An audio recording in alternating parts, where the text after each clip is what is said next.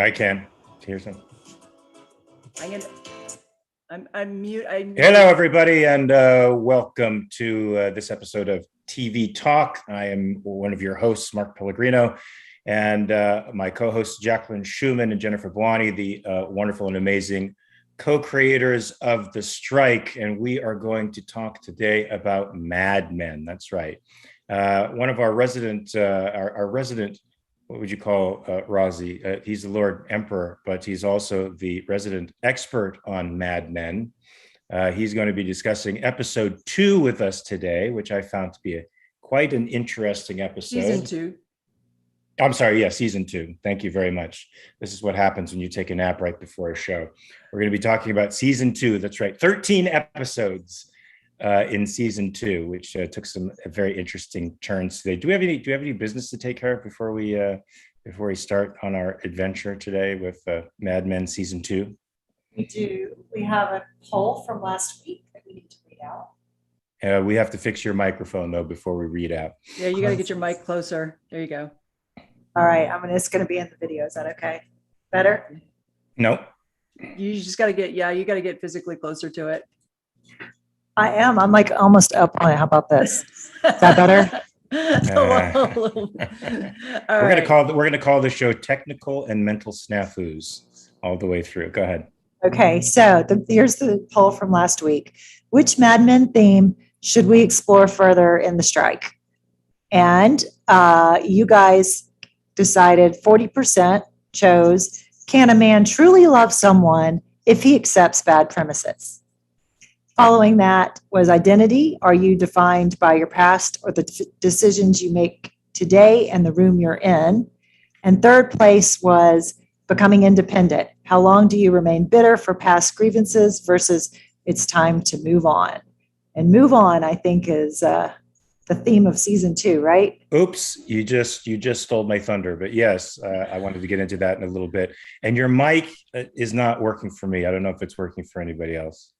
I can hear her. I think the audio is better. Yeah. Okay. Yeah. So Razi, I wanted to ask you as the resident expert on Mad Men. What did you get that sense that was a thematic element guiding all of the action in season 2? This whole idea of out with the old and in with the new, moving on, looking towards the future and moving towards the future, not staying stuck, giving up the past and pushing forward. Yeah, and without spoiling future seasons, I think that's pretty much the show. I mean, they show you how things change as time progresses. By the way, a massive thank you to Lucky Charms with the $50 super chat, and I think Lucky Charms gave us a $50 super chat last week as well. Thank you. So thank you for that. And yeah, I mean, you see with certain characters. I guess we'll get into the specifics, but some of them, don't put up in season 2 with things they put up with in season 1. Some who got away with certain things in season 1 don't get away with them in season 2, and that's just Betty and Dawn. So there's a lot more to talk about. And I think also the minor characters, or I should say supporting characters, to call them minor characters is a disservice to their feats of acting, I think. The supporting characters have so many interesting arcs and go through so much growth and change in this season, and it's good. It's a patient writer who takes an entire season to kind of establish what the whole world is going to be and keep you interested. And I think that's what season 1 did.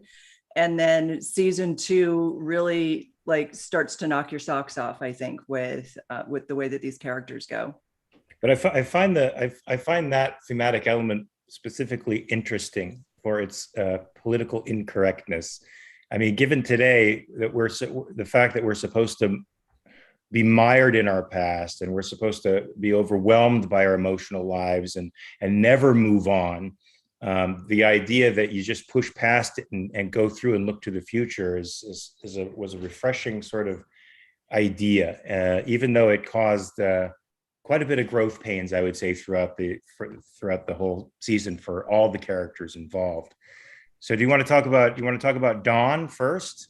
I mean, Don has shown himself to be quite a benevolent character. Rosie, I'm starting to like this guy more and more and more the more I get to know him, and it's definitely that great writer who can throw a mystery in front of you and start unveiling it deeper and deeper and making the characters more profound as you get to know them. That it's a gift that Matthew Weiner has and his writing associates have, and I'm now enjoying the fruits of it.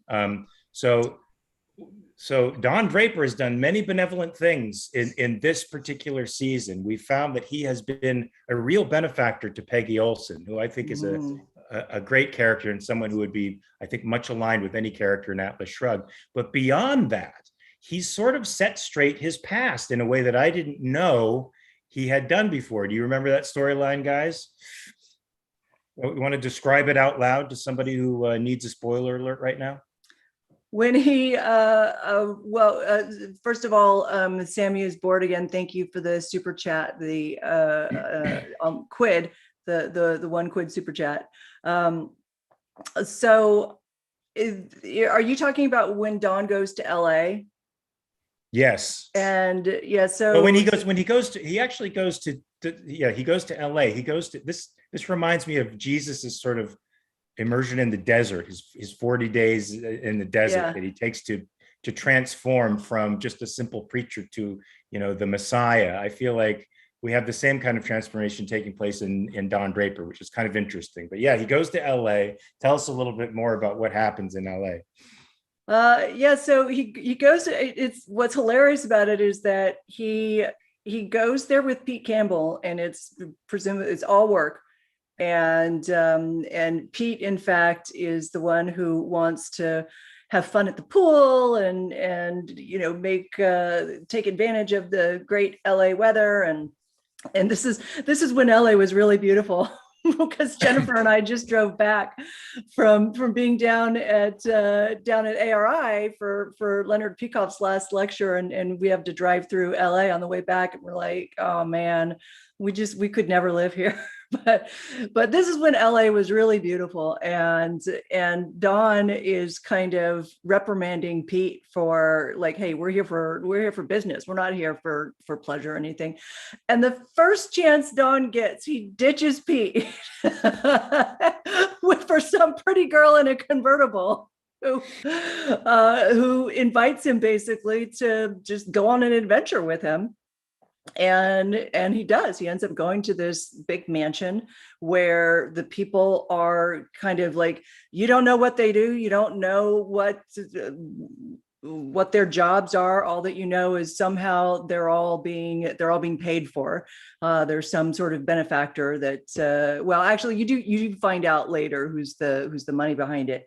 But Don has this adventure with this woman who, and again, we go back to the women that Don is involved with, and with the exception of Betty, his wife, but every woman that he chooses to have a romantic relationship with, there's always some kind of connection. And I think, Rosie, you had touched on that last time, like an emotional connection. And and these women are all sort of free and secure in their identity and don't need sort of validation from other people. And so Don has this, I hate to call it almost like a religious experience, but it's some kind of an awakening that spurs him on to go back to the real Mrs. Draper, the woman in his past, who was married to the real Don Draper. And we find out all kinds of things. We find out that he's been taking care of her. He's gotten her a house. She's never wanted for money. And it is a very, and there's no there's no romantic entanglement between the two of them, which I thought was really, because she's a beautiful woman, but it's done so tastefully and interesting, and I really enjoyed that part. I'll stop talking in the event Jennifer, Razi, Mark, you want to interject?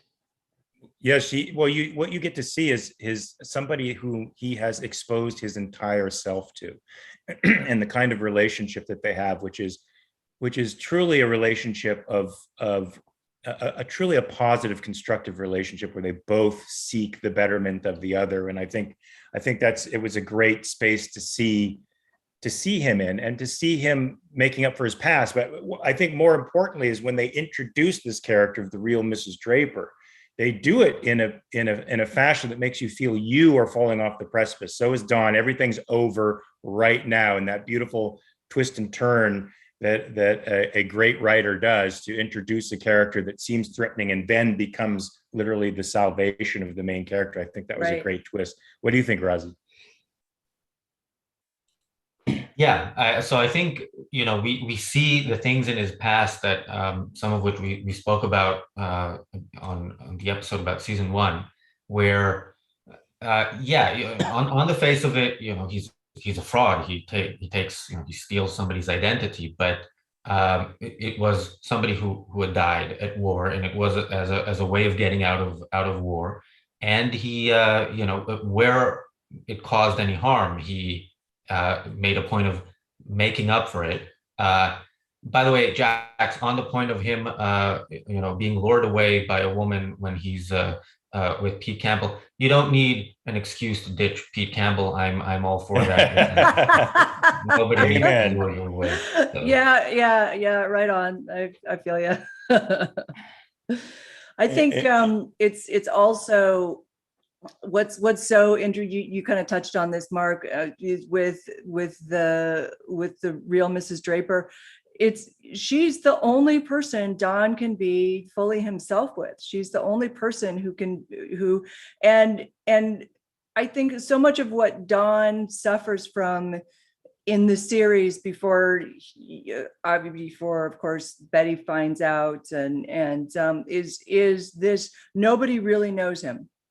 Nobody really, and in fact, that is a big theme that happens in the Marilyn Monroe episode, and I think it was episode 8 or 9 of season 2, where Marilyn Monroe dies, and they Dawn and Peggy walk into an elevator, and the elevator man is, everybody's upset. Everybody's clearly upset about Marilyn, and Dawn and Peggy are having a discussion, and I don't know if Peggy asked the elevator man something, but the elevator man looks straight at Dawn and says, "Some people just hide in plain sight," referring to Marilyn, obviously, but that was completely meant for, and that's what Dawn is doing. He's hiding in plain sight, and the real Mrs. Draper is the only one who gets him and knows him in his soul, I would say.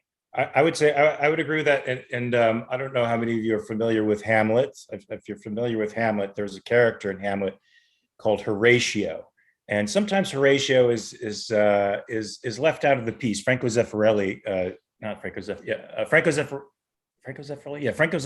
did a version of Hamlet with Mel Gibson that left Horatio entirely out of the piece. Unfortunately, Horatio is the only person Hamlet reveals his true soul to. He's the only person he's honest to. Yeah. And it's such a major plot point that is so often overlooked, that makes you feel for what Hamlet is really doing. It really brings you into what Hamlet is looking for and why he's looking for it. And without him, he just becomes sort of a moody prince. And I feel like the real Mrs. Draper sort of did that for me. You get to see what Don Draper is really like with the masks off. And what is he like? He's an innocent, genuine, good human being who has a sense of justice.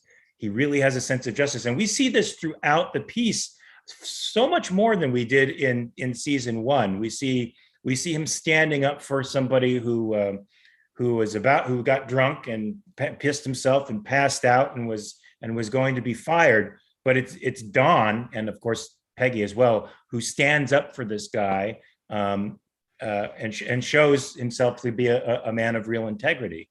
And there's just sort of this play throughout of Don warring with his conscience and trying to be the good guy, despite what we know is that there's something very much missing between he and Betty. He's trying to honor the relationship on some level in season 2 for a while Did any of you pick up on when he was in California, what it was that changed him? Because after that, he goes back to Betty and says he wants to work on it. But I didn't really see the moment that he made that decision or what that was based on. Did you?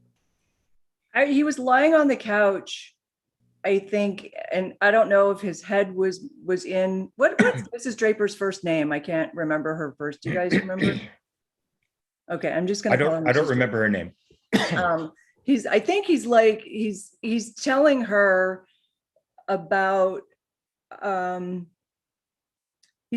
about Betty, and she's telling him, I think, what it was like when he met her. So she reminds him why he fell for her. And she retells the story of, you remember when I remember when you met her and you came to me and you were so enamored with her but in order to marry her, I had to grant you a divorce. And it was like the Don Draper that came to me then. I knew he was in love with this woman.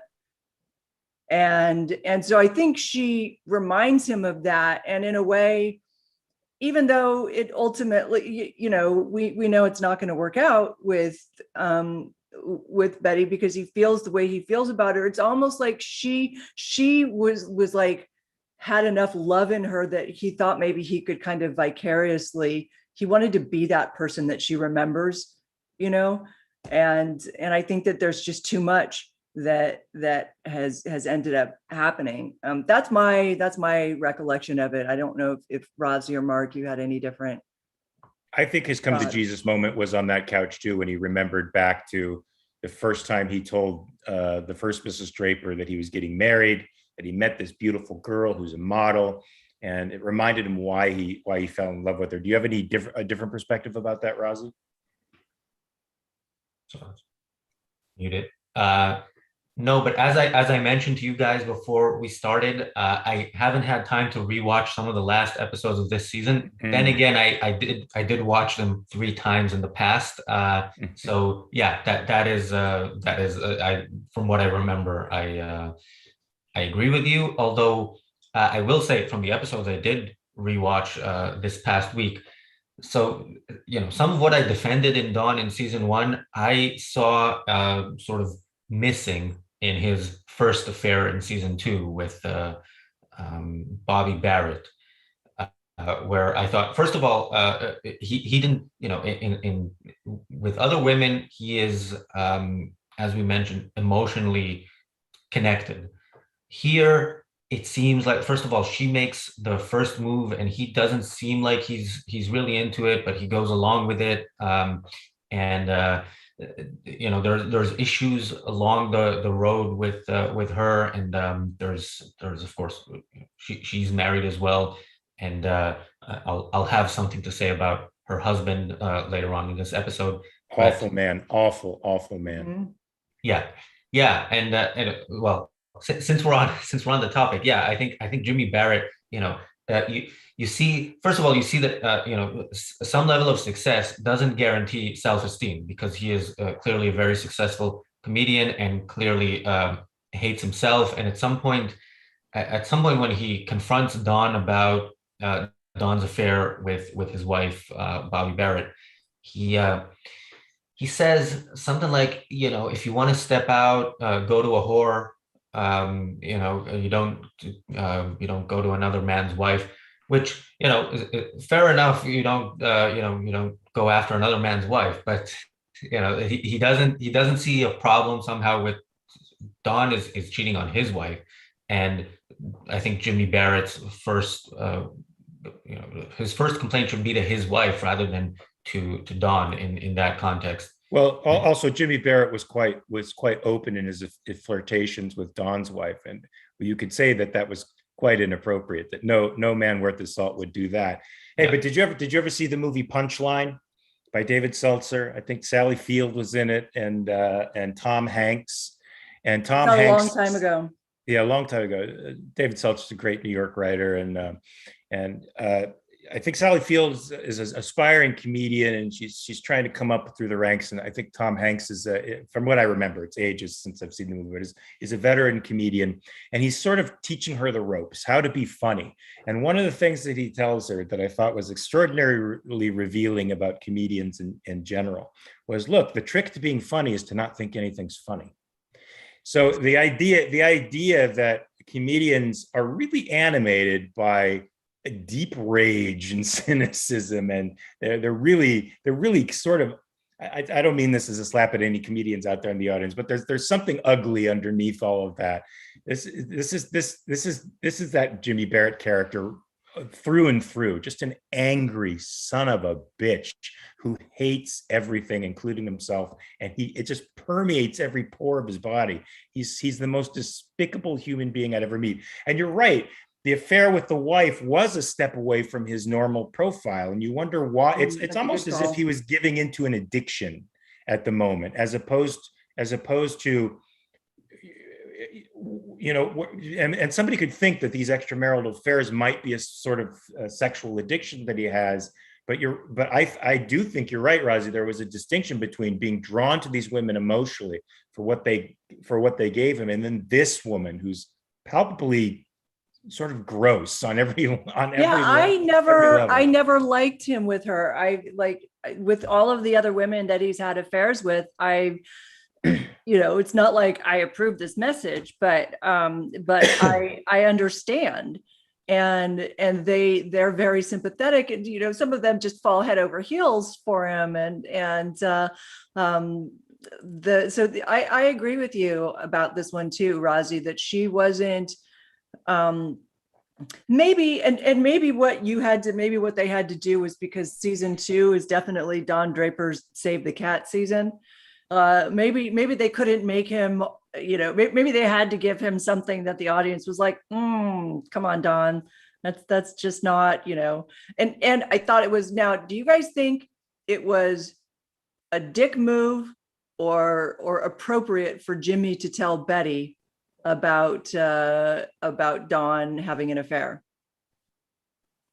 So, if on its own, of course, it's an appropriate move, but in the context of Jimmy being a scumbag who, again, if he had a shot with Betty, he would absolutely take it, even if there was nothing going on with Dawn and his wife. Within that context, I think the what Jimmy got out of it is basically ruining it for somebody else. That's it. It was just a purely destructive act. Yeah. There wasn't anything in it that had a hint of real virtue.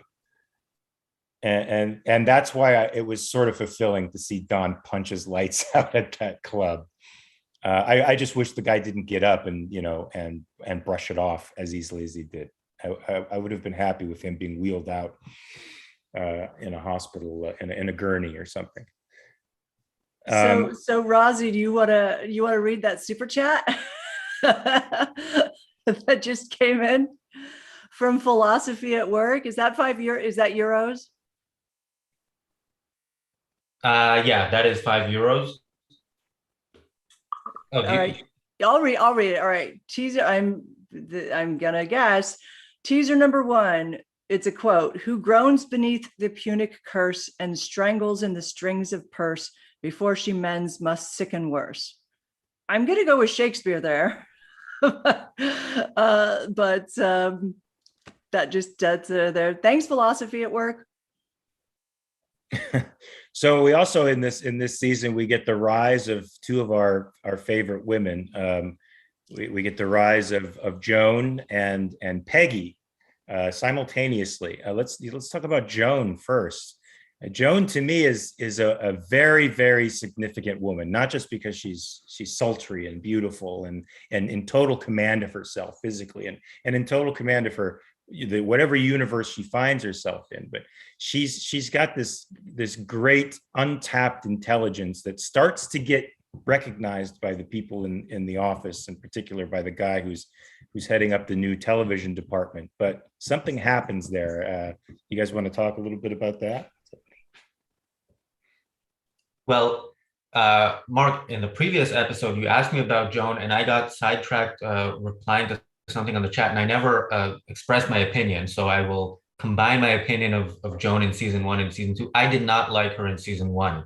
I thought she was, there's this, the scene that I especially remember from her from season 1 is or the statement that was problematic for me was when she says to her roommate who was crying something like, "Let's go find some rich men and empty their wallet," which is basically we're going to use our sexual appeal. What's wrong with that? Come on. Well, I think it's kind of the other side of the coin of men saying, let's find some women and sleep with them and, disappear and never call them or something like that. As if, that is, it's kind of like people to this day look at the dating world as kind of, they look at themselves as soldiers in the battle of the sexes, rather than somebody looking to find somebody who they value and who values them back. So I always have an issue with that kind of stuff. Now, Joan, I think it was in episode 2 of season 2, where that's where she turned into a one of the good guys for me when we see, what's his name? Paul Kinsey. Paul Kinsey in season 2, we see him become this pretentious leftist, again, the kind of person who exists in the world today. I've worked with such people. They like having a job where they make a lot of money and would only be possible in capitalism, under capitalism, but they like preaching the exact opposite of it, with their pipe and their the overall pretentiousness, and she calls him out on it. Yeah. She completely destroys him as he deserves to be destroyed in that conversation, and calls him out on how pretentious he was. So that was the moment that Joan turned for me, and there were a few other positive. And by the way, I think there's a great contrast between Kinsey's after hours life and Peggy's after hours life. Kinsey smokes pipes and smokes dope and has parties in the village with all the hip folks, the beatnik crowd and the proto hippies that he thinks increases artistic stature. And Peggy buys books about advertising and writing and reads them and stays up late at night reading them, which I think Peggy is a great character, an Atlas Shrugged type character. But I want to defend Joan for a minute, saying what she said. Okay, I felt that was just a between the girls sort of catty remark, but she's sort of tapping at the base root of her source of power in a place where women are being marginalized. I mean, what I like about this Sterling Cooper place is that they begin to recognize these tremendous females in their midst, but they don't do that the whole time. And some of these men are so utterly sophomoric and inconsiderate of the women in their midst. I feel like that little act of vengeance isn't so unjustified. There's something in me that that understands what your point is. This fallacy of the war between the sexes, and another part of me that says, well, it was real in a certain respect, and she's playing the game in a way. She's fighting the game with the tools that she has, and the only tools that the other side recognizes. What do you say to that? Yeah, to a point, I agree that the fact that it's a conversation between the girls does make a difference. But yeah, I think we need to keep that in mind when we criticize the guys for some of the attitude. Which, by the way, I think today we could argue that the pendulum has swung too far in the other direction, or whatever the expression is. Because today, and this is something I may have mentioned this last week, but it bears repeating, that there was this scene where Peggy is being made uncomfortable by the fact that men are passing by her desk and smiling.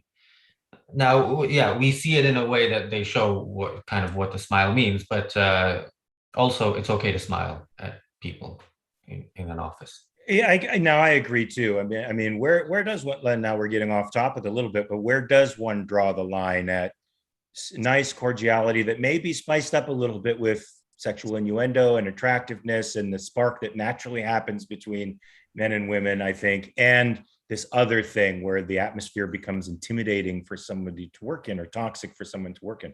Where is that line, I wonder? Well, for me, the line is nice skirt. That's cool. I'd like to see you out of it. That's not cool. So those are, to me, it's or what if somebody comes by, walks by and says, "You look beautiful today"? I would say thank you. Okay. I mean, Jennifer, you think the same thing? Yeah, Jennifer. Yeah, I'm kind of sad that men have their hands tied behind their back and can't give compliments. That was nice. But on the other hand, if they're going to make a comment about you eating a banana in front of their friends, then that's maybe a little crossing the line. Have you had that experience? Somebody making a comment while you're eating a banana? At work, yes, I have.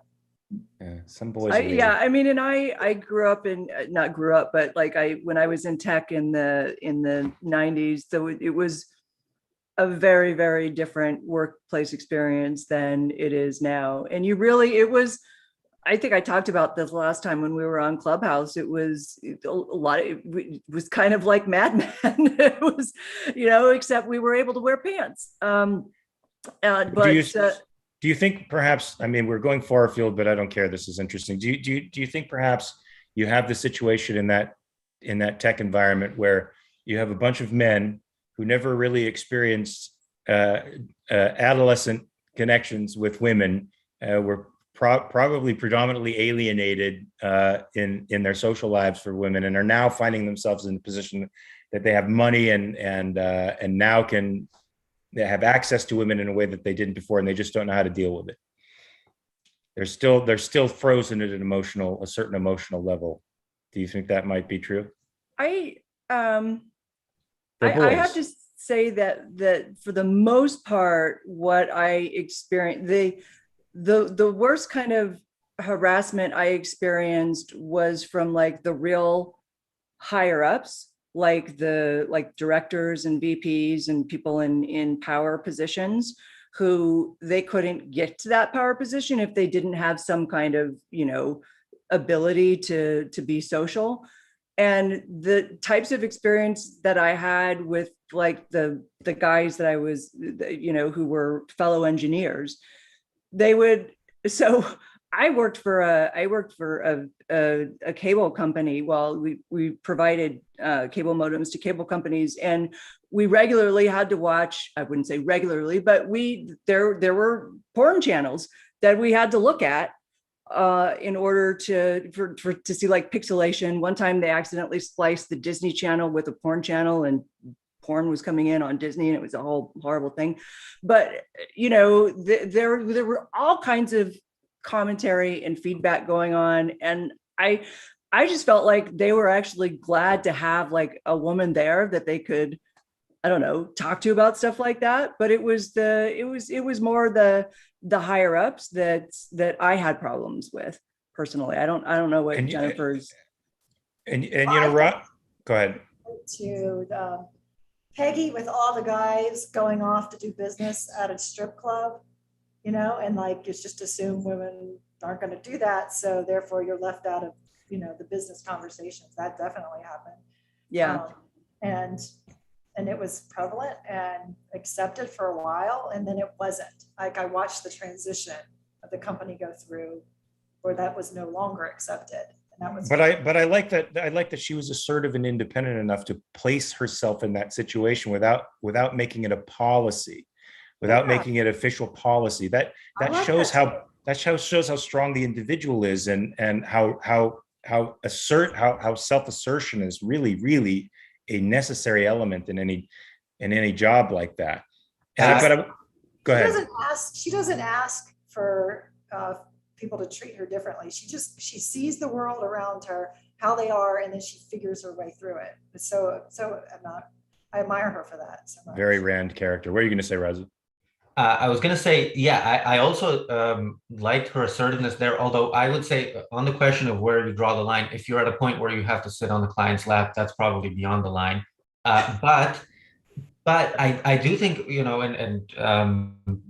it sounds like an easy answer, but the line does differ, from person to person. And there are people who see certain things as humor and other people who will see it as harassment. And part of that is you get to know somebody and you get to know their line and you know not to cross it. And on the other hand, you give people the benefit of the doubt to an extent. Of course, I'd say if somebody, if it gets physical, that's definitely across the line. But if it's any type of something that can be excused as humor, if you find it inappropriate, you say, I find this type of humor inappropriate, and then the line has been drawn with that person. You know what, Razi, where Joan actually stole my heart was I'd considered her a clever, beautiful, clever woman who could navigate the complexities of that office of the 60s very well and could use her strengths very well. And that made her sort of aloof to me for most of the first season until Roger Sterling has his heart attack. And then when Roger Sterling has his heart attack, you see a part of her really connected to Roger. You see that she really had deep feelings for him and reaches out to him. And I think he destroys it by saying, "Oh, you're the best piece of ass I ever had." And of course, she takes it the way somebody in her position has to, on the chin, without showing the world how sad that admission actually made her. And that gave me her depth. I saw how deep she was then. She just wasn't a courtesan who knew how to work all the angles. She was a person who had really deep feelings and deep intelligence, and that was overlooked for her other qualities. So the chat right now, both the super chat and the chat, is engaged in lively conversation about harassment, as you would say in the UK. But I do want to read a few of the super chats that have come in. So it looks like Philosophy at Work is pushing for an Atlas Shrugged versus I, Claudius episode. There have been a couple more super chats, teaser 2 and teaser 3, each for €5 that have been quotes. I will read them. The first one: in 10 years, 50 days, and 3, Claudius shall given be gift that all desire but he. The teaser 3: but when he's done and no more here, in 1900 years or near, Claudius shall speak clear. And Louise, thank you for the £10.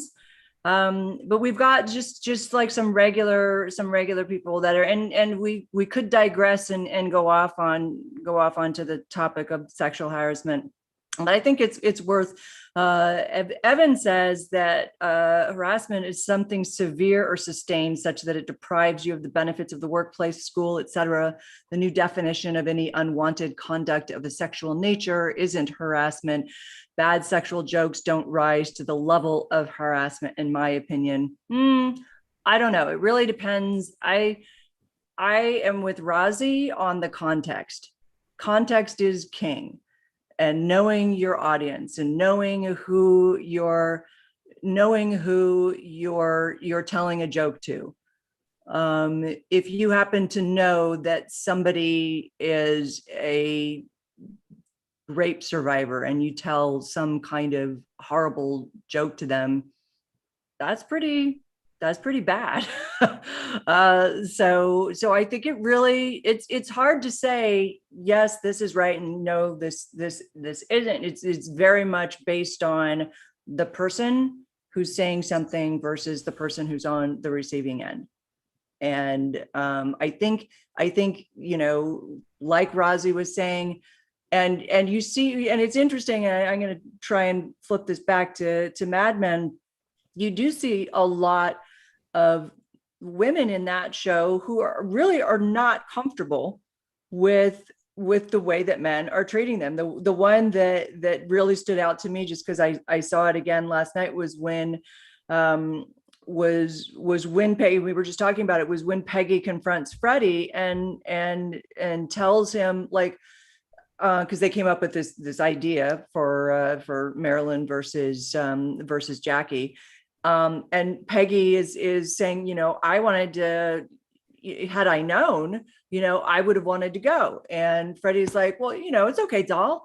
You know, what matters now is, you know, we got it and we got the approval. So go write me some copy. And he's got like file folder, and he like smacks her on the ass with it. And she's visibly like, what the hell? I mean, they're still treating her like a secretary in many respects. But what I love about Peggy is that she doesn't go, you know, we never see her like off feeling sorry for herself over it. She really, and that's why I think the relationship between Peggy and Joan is so interesting and dynamic and full of growth potential, because the two of them are not one to feel sorry for themselves, even though they definitely feel things. You know that they feel things. I think that's a powerful message today, because that makes those two women exceptionally powerful human beings, because they're not looking for the establishment or the power structure to do anything for them. They're just they're breaking through themselves, right? They're not looking for a mommy and daddy and some other guys to come and rescue them, like so many people seem to be expecting today. They understand on some level that you get the respect you earn in many ways, you know, and so the men are coming at them with social presumptions that put them on a certain level, and every episode in some way or another, Peggy bursts through those expectations and confounds them and puts herself on a level that requires them to respect her. And I love how the episode that really calls that out for me is when you see when one of the girls in the show aren't doing that. And the episode for me is with Lois, who's the new secretary to Dawn, who is just, you know, like an airhead, and tells, you know, gives away Dawn's location to Peggy when she asks, and Peggy turns around and corrects her and tells her that she, you know, tells her in a very calm manner, where is Don Draper?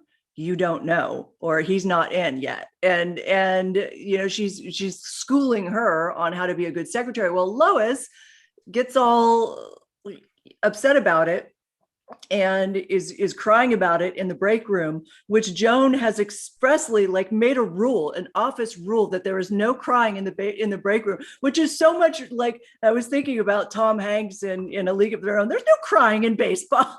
and Joan is like, there's no crying in the break room. There's a place to do, because Lois says, oh, Peggy yelled at me.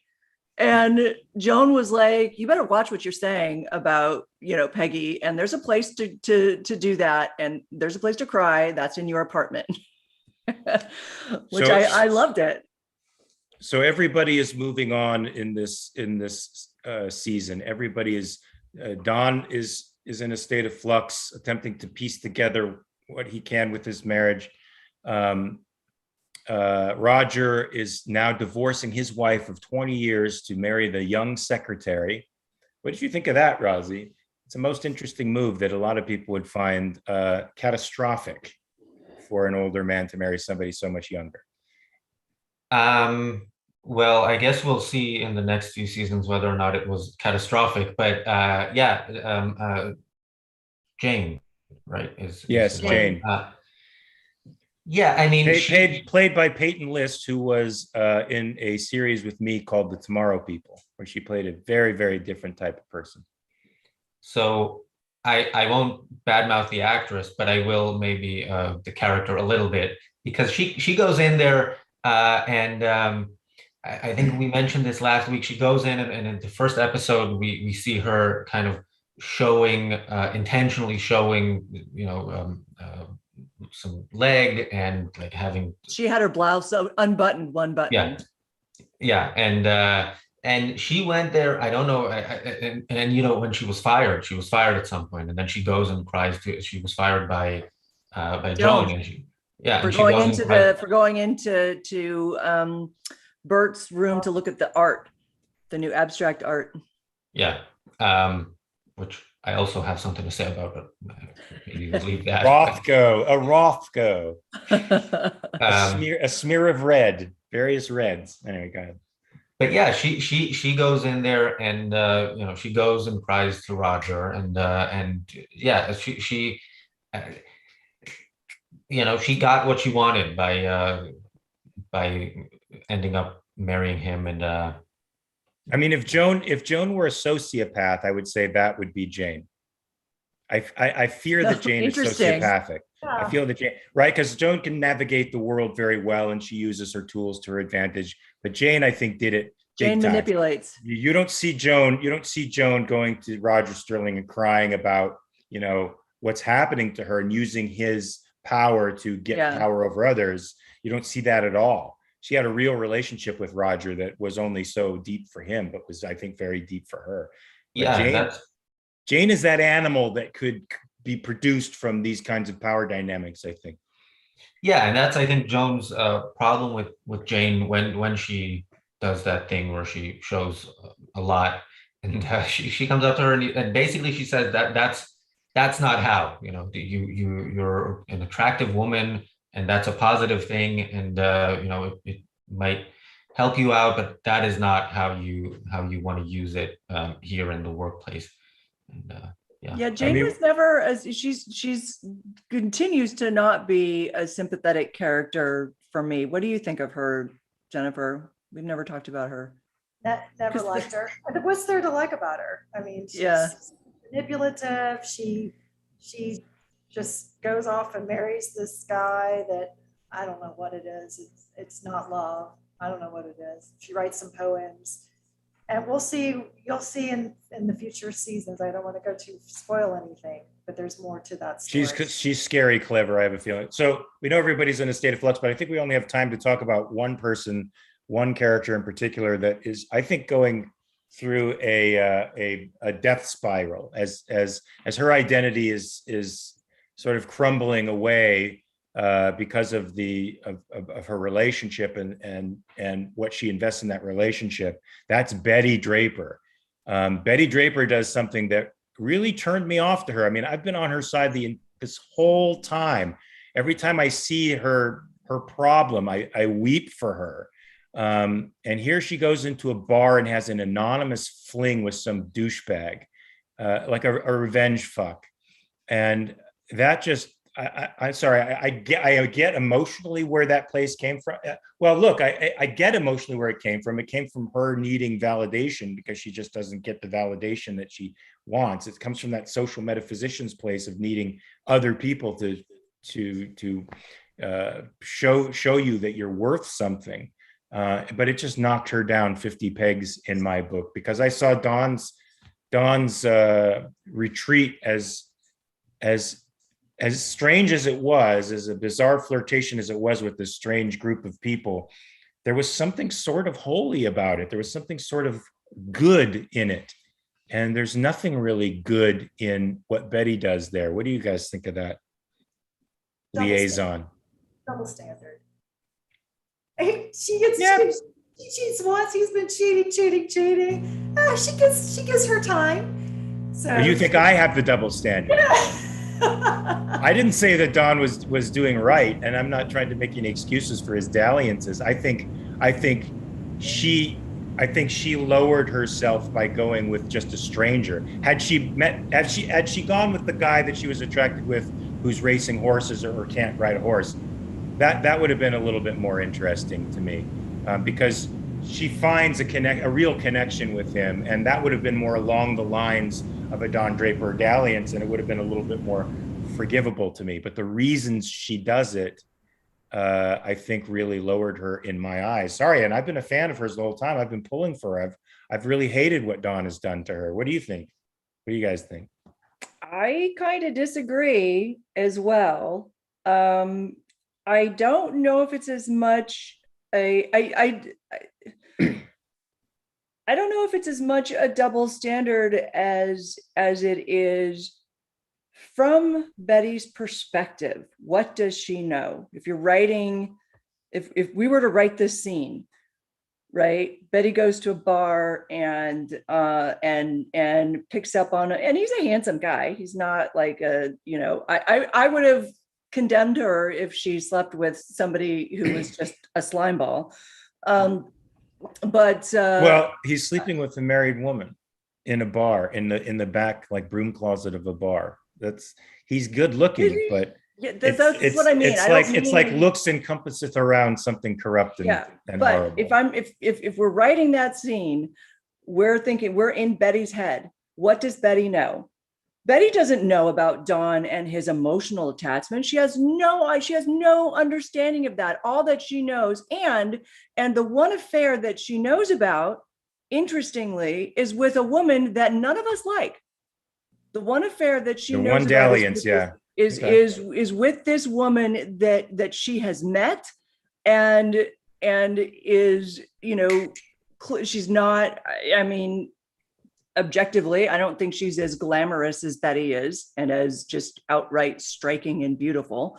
But if I'm Betty and I'm going into this bar and I'm thinking, well, Don will just, fuck anybody. He'll just, because she knows also it's not just this one woman. She like, this is the proof that she needed to validate the fact, what the suspicion that she's had all along, that he's been cheating. And so from her perspective, she thinks that Don is going out and just opening. But it's a very Lillian thing to do, to be honest with you. What she did. Yeah, but she's not, she doesn't see that Don is having these connections. I'm not going to ruin it. She'll see that later when Don's arc progresses. But if it was me, it's kind of this, like, well, you know what? He could do it. Why don't I try it? Why don't I just try it? And it's not just about Dawn. She's lived a completely sheltered life, and everybody's told her what to do and how to be, and the perfect hostess with the perfect dress. And her father's sick, her mother's just died, her husband's cheating on her, and she's like, what did she say? She feels like she's floating. She's going to float away. Like doesn't even know what her identity is anymore. She's beside herself, and so I can forgive her for going out and exploring different ways of living and thinking, because she's trying to figure it out. Oh, I never said I wouldn't forgive her. I forgive her. Go ahead, Roger. Yeah, I mean, we like to think how we've progressed since the 60s, but on this show, on this scene, we are divided along gender lines still, because I do think that was, I mean, yeah, she found out about his infidelity. Leaving him would have absolutely been appropriate. Or the fact that she doesn't know that he has emotional connections doesn't mean that, she's not having sex with this guy. She's like having sex against Don. That's basically the point of the encounter. And so it's like cutting off your nose. It's like cutting off your nose to spite your face. It's really just an act of spite. And I also do think it comes from, I think it comes from her lack of self-esteem. Yes, she's in a pressure cooker right now because her life is falling apart as we know it. Everything she's identified with is falling apart. And it's a terrible tragedy. I mean, her spiral down is really, really painful to watch. But she still seeks validation in all of these superficial areas. And being a model, that also promotes that idea of just, validation for the surface of who you are, not for who you are. And I feel like she went to that again with this guy. She went to that as her anchor, to feel a sense of reality, that she was here, that she belonged, that she was someone. You guys, what's so funny right now is that on our Zoom link right now, it's Rozzy and Mark on one side, like on the left side, and it's me and Jennifer on the right side. But on YouTube, because I'm watching the chat, Who is it above us? It's the two men above us. It's That's the Rossi and Mark algorithm. above us. And That's me, the Jennifer, algorithm being sexist. we're That's like the underdog Oh, fighting for Betty's I right to go have a sense, one-night I stand at a sense bar. a patriarchy here that it should be fought against immediately. Well, we only have like a couple of minutes left, guys. Is there anything that we I know we left a lot out, probably we could probably deal with it in Clubhouse if we're going to have a few people in the room and we could talk about things that we didn't talk about. But is there anything significant that there's lots of elements I think we didn't get to, but anything that I think the one thing that was kind of a really great, something that we talked about yesterday, and what that really relates to the way Ayn Rand viewed the situation, is how Joan reacts to Marilyn Monroe's death. And I mean, how everybody reacts to Marilyn Monroe's death is very interesting. But for Joan, and the really interesting thing is there was in earlier in the season, there was a whole Maidenform ad campaign where Kinsey comes up with his one good idea. He's like the only good idea that he has, which is, are you a Jackie or are you a Marilyn? And he opens up the door and points and begs Dawn to come and look, and he points to all these different girls and he says, that's a Jackie, that's a Marilyn, and he points to Joan and he says, definitely a Marilyn, but actually Marilyn is a Joan. Like Marilyn became Marilyn after Joan. She sashays down the hall. She sashays away, none the wiser that, she literally just owned that room. But when she finds out that Marilyn Monroe has died, she goes into Sterling's office and lies. You don't see her do that. You just see Sterling come in and you see him, finding her there in tears, basically. And he's like, oh, not you too. And he tries to, tell her, oh, she had everything she ever wanted, blah, blah, blah. And Joan just looks at him. I wrote it down. What did she, I want to make sure that I quote it right. But she looked at him and said, this world destroyed her. And that was, I think, Mark, you had mentioned that was kind of along the same lines of the way that Ayn Rand felt about Marilyn Monroe.